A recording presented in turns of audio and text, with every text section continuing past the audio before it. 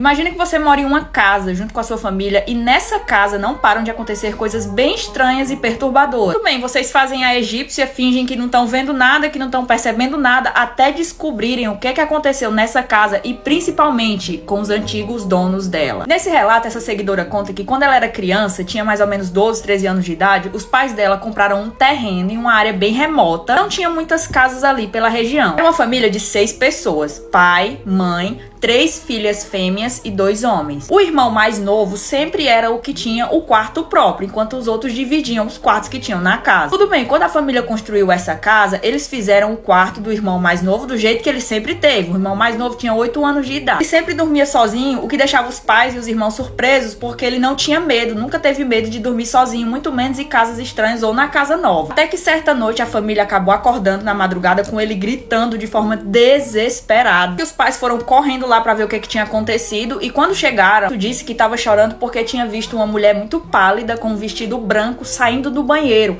e nos pés dessa mulher tinham correntes. O mais bizarro é que os pais não acreditavam muito em paranormal, nesse tipo de coisa, então resolveram ignorar achando que era porque ele tinha assistido filmes de terror quando os pais disseram pra ele não assistir, então ele tava imaginando coisas. Tipo assim, mesmo eles falando pra ele, você tá imaginando as coisas, eles ficaram assustados, principalmente os irmãos mais velhos, porque querendo ou não, você ser acordado com uma criança chorando, dizendo que viu uma mulher com corrente nos pés, no quarto, saindo do banheiro, é óbvio que as pessoas vão ficar assustadas. Eu ficaria muito assustada. Enfim, depois disso, não aconteceu mais nada de errado na casa. Porém, aconteciam umas coisas mínimas. Por exemplo, alguns objetos caíam, o pessoal acordava na madrugada ouvindo alguém correndo pelo corredor da casa, ouviam sussurros, e tudo piorou quando a casa começou a emanar, que fala, um cheiro muito forte de podridão, de enxofre. Era tão insuportável que eles passaram dias e dias procurando pra saber se tinha alguma coisa morta, algum rato, algum gato, alguma coisa morta dentro da casa, mas não encontraram nada e o cheiro ficava cada vez mais forte. Foi só a partir daí que eles começaram a acreditar que poderia ter alguma força sobrenatural naquela casa. Então eles resolveram procurar um espírita, um líder espírita, pra benzer o lugar, né?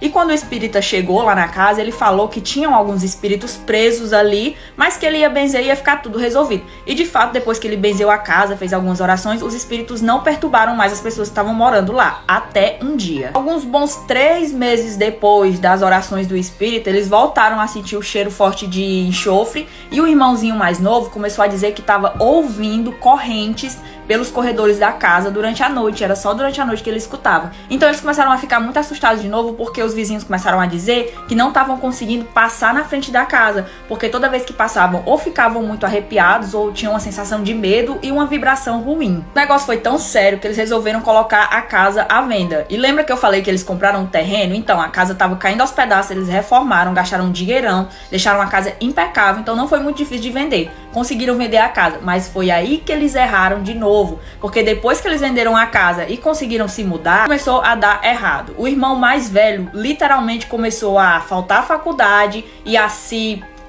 Tanto as irmãs dentro de casa e os pais começaram a brigar constantemente, todo dia tinha uma briga, inclusive brigas físicas. Inclusive um dos irmãos também foi internado em uma clínica psiquiátrica depois de ter tentado se desviver. Alguns bons anos depois, com a família toda desandada, a pessoa que mandou esse relato disse que se mudou e foi morar sozinha, e a vizinha dela era uma mulher que tinha um dom, tipo um dom espírita de ver as coisas, se eu não me engano é clarividente, eu acho, que consegue ver as coisas. Como elas se tornaram amigas, essa vizinha contou pra ela que tudo que estava acontecendo de ruim ou que poderia acontecer de ruim na vida dela era porque ela tinha uma presença seguindo ela constantemente há alguns bons anos já. Então ela meio que levou essa amiga espírita pra casa que ela morava pra ver se ela conseguia descobrir o que tinha acontecido lá. E essa amiga espírita dela disse, eu tô toda arrepiada, gente, que isso acontecia na casa porque naquela casa ali o terreno tinha sido queimado, por isso que quando elas compraram a casa tava caindo aos pedaços, porque nessa casa morava um casal que um homem a esposa dele deixava ela acorrentada por dias no porão. Fez com que ela perdesse a vida sendo esquecida lá. Só que as pessoas, e principalmente a igreja católica da época,